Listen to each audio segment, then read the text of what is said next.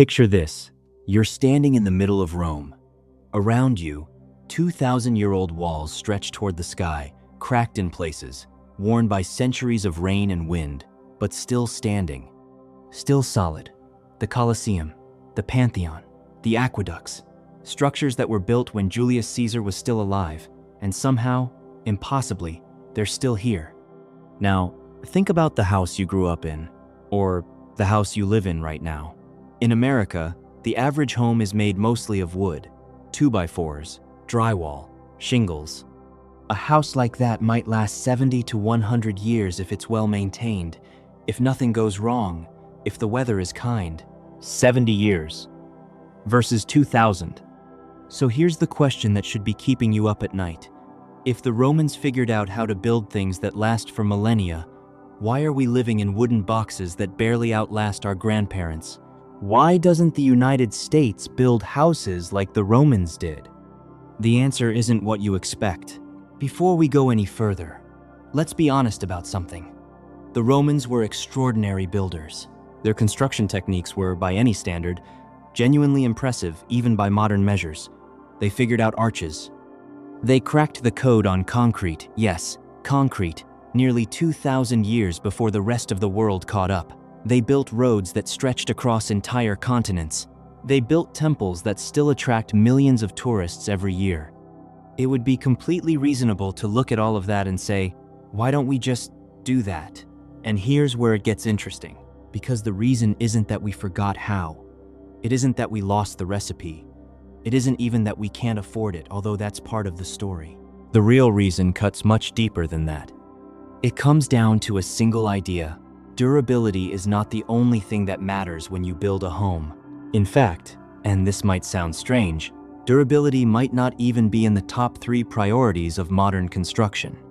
To understand why, we need to go back, way back, to the heart of the Roman Empire and look at exactly how they built what they built. Let's talk about Roman concrete, because if you're going to understand why Roman buildings have lasted so long, you need to understand this material. It's not just old-fashioned concrete. It is, in some ways, better than the concrete we use today. The Romans called it opus caementitium, and the secret ingredient was something called pozzolana, a volcanic ash found near the Bay of Naples. When you mix that ash with seawater and lime, a chemical reaction happens that modern scientists are still studying. The material doesn't just harden, it actually keeps getting stronger over time. Tiny crystals form inside the concrete as centuries pass, filling in cracks before they can spread. The ocean itself becomes part of the wall. Pause and think about that for a second. The Romans accidentally invented a self-healing building material 2,000 years ago. But concrete was just the beginning. Roman buildings were also massive. Thick walls, sometimes several feet thick, made from layers of stone, brick, and concrete packed together. Roofs built with barrel vaults, and domes that distributed weight so efficiently that they didn't need internal supports. The Pantheon has a dome that was the largest in the world for over 1,300 years. And it's still standing, perfectly intact. Then there were the arches. The Romans didn't invent the arch, but they perfected it. The semicircular arch became their signature, a design that redirects downward pressure outward and into the ground. It's one of the most stable structural forms in nature. You can pile an enormous amount of weight on top of a Roman arch, and it will just sit there, transferring all that force harmlessly into the earth below. Add in the sheer volume of material, massive stone blocks, millions of bricks, tons of mortar, and you start to get a picture of how Roman construction worked. It wasn't just that these buildings were well designed. They were heavy, they were dense, they were designed to sit on their foundations like a mountain. And here's the other critical thing. Roman monumental buildings, the ones we're talking about, the ones still standing, were not ordinary houses. They were temples, amphitheaters, baths, government buildings, aqueducts. These were state-funded mega-projects, designed by the best architects of the empire, built by armies of laborers, sometimes over the course of decades. The Colosseum took roughly 10 years to build. The Pantheon was rebuilt under Emperor Hadrian, a man who personally oversaw architectural projects with obsessive attention to detail. These were not houses, they were monuments. All right, So now you might be thinking, fine, I get that they were monuments, but couldn't we just apply the same principles to modern houses? Let's run through what that would actually look like. To build a Roman-style home, thick stone walls, vaulted ceilings, concrete foundations using volcanic pozzolana, you'd first need the materials. Stone and volcanic ash aren't exactly on the shelf at your local Home Depot. Stone quarrying is slow, expensive, and labor-intensive. Volcanic ash would need to be sourced and processed. The thick walls alone would require somewhere between 4 and 10 times the raw material of a typical American wood frame home. Then there's the labor. Roman construction used a mix of skilled craftsmen, and let's be blunt about this slave labor. Entire armies of people working for free or for minimal compensation, over years or even decades. That's not a feature of Roman construction we can replicate, nor would we want to. But it means that the price tag of Roman-style building has to be recalculated entirely, because the original models were propped up by a fundamentally different economic system. In modern terms, a Roman-style house of, say, 2,000 square feet thick stone walls, vaulted ceilings, proper concrete in the Roman tradition would likely take multiple years to build. Some estimates suggest it could cost anywhere from 3 to 10 times the price of a comparable wood frame home. We're talking potentially $1 to $3 million for a modest family home, not a mansion. And that's assuming you could even find craftsmen skilled in the techniques. And the timeline. In the United States, a typical wood frame house can go from bare ground to move-in, ready in about 3 to 6 months. A Roman-style equivalent? Think in terms of years, multiple years. So the Romans' magic formula was brilliant, but it came with a price tag that would make most modern homebuyers faint. But here's the thing. That's not even the deepest part of the answer. Because the real reason we don't build like Romans isn't just that it's expensive. It's that our entire approach to housing, what we need from it, why we build it, who we're building it for, is completely different. After World War II, the United States faced one of the largest housing crises in its history. Millions of soldiers were coming home. They were getting married. They were having children, the baby boom, and they all needed somewhere to live. The country needed houses. Millions of houses. Fast. William Levitt figured out how to do it. He applied factory logic to home building, standardized parts, specialized crews, assembly line construction. His team could build a house every 16 minutes at the peak of production. By 1951, Levittown, New York, essentially built from scratch, housed over 17,000 families. 17,000 families in a few years, built at a price that working-class Americans could actually afford. That was the turning point, and it crystallized a philosophy that still defines American housing today. Speed, cost, and scale matter more than permanence. Think about the numbers. The United States has roughly 145 million housing units today. Every year, the country adds somewhere between 1 and 1.5 million new homes. That's a staggering pace. And to hit those numbers, every part of the process has to be optimized for efficiency, not for longevity. Modern wood frame construction is a marvel of industrial optimization. Lumber is cheap, light, and easy to transport. Framing crews can raise the structure of an entire house in a single day. Drywall goes up quickly. Electrical and plumbing can be routed through thin walls. If something breaks, it's easy to repair. Just cut into the wall, fix the pipe, patch the drywall. You don't need to chisel through 3 feet of volcanic concrete. And here's a crucial thing we often forget. Housing in America is not just about shelter. It's an investment. It's a financial product. Houses are bought and sold, renovated and flipped, knocked down and replaced. The system is built around flexibility because families move, neighborhoods change, cities grow and shrink in unpredictable ways. A building designed to last 2,000 years isn't necessarily an asset in a world where the economy and population shift every generation. The Romans built for eternity because their civilization expected to last forever. Modern America builds for the next sale. Let's talk about the economics more specifically, because this is where things get really fascinating. In the Roman Empire, labor was, as we said, largely free or nearly so. Quarrying stone, hauling materials, mixing concrete by hand, the empire had an essentially unlimited supply of workers who had no choice but to participate. The cost of construction was measured primarily in materials, logistics, and time, not in wages. Modern construction is the opposite. Labor is expensive in the United States. Skilled tradespeople can earn $30 to $80 or more per hour. A construction crew for a typical home might involve dozens of specialized workers: framers, roofers, electricians, plumbers, HVAC technicians, drywall installers, painters. Each one is paid. Each one has rights, insurance, and a schedule. When you shift the economics like that, the materials become almost a secondary concern. And wood is a miracle material in this context. It's light, so it's cheap to transport. It's easy to cut and shape, so less skilled labor is required. It's abundant in North America.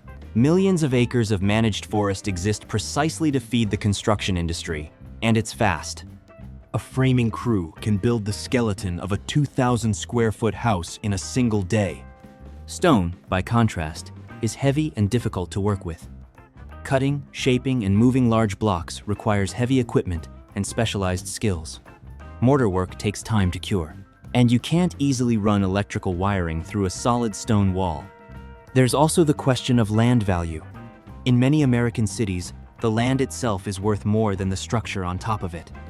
In San Francisco, Los Angeles, New York, land is so valuable that buildings get demolished and replaced regularly, regardless of their structural condition.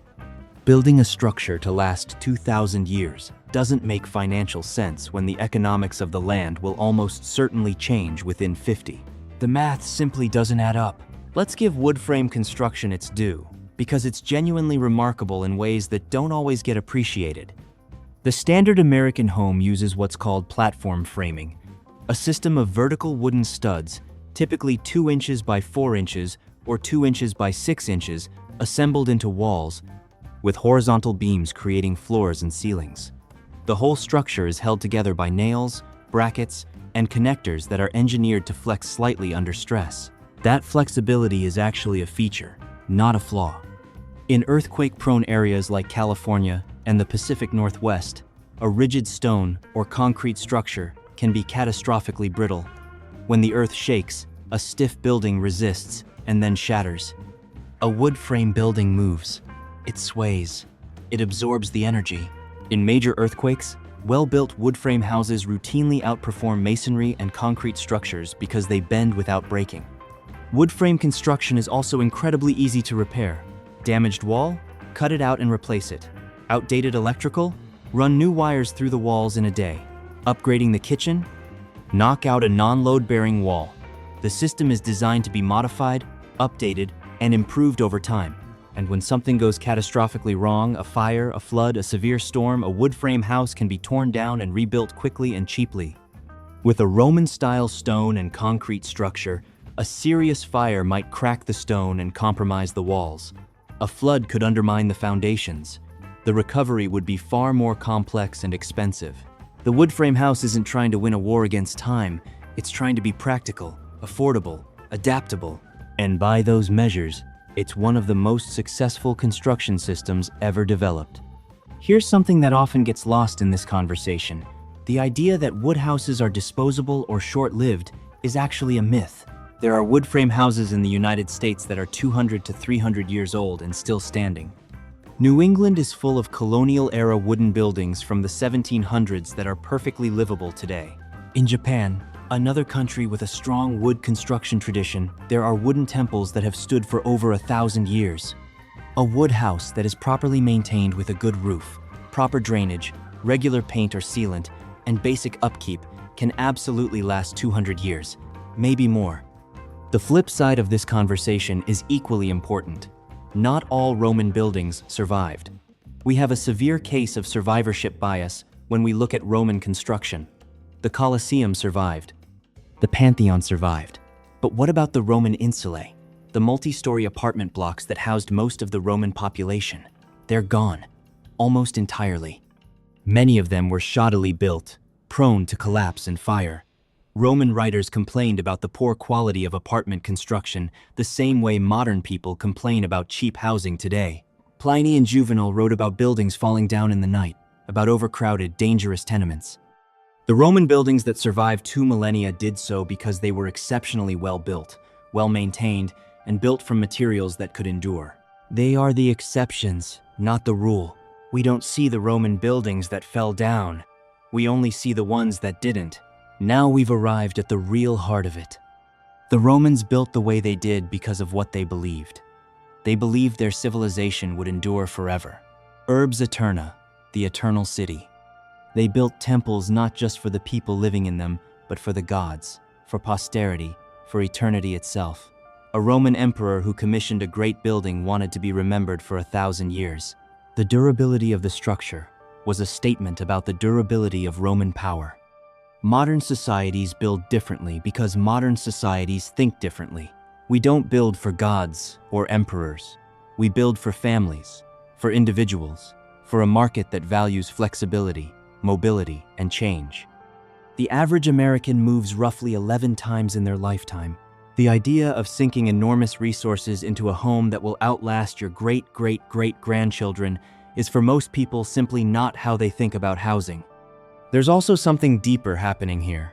Modern economies are built on consumption and circulation, not permanence. Money moves, people move, industries rise and fall.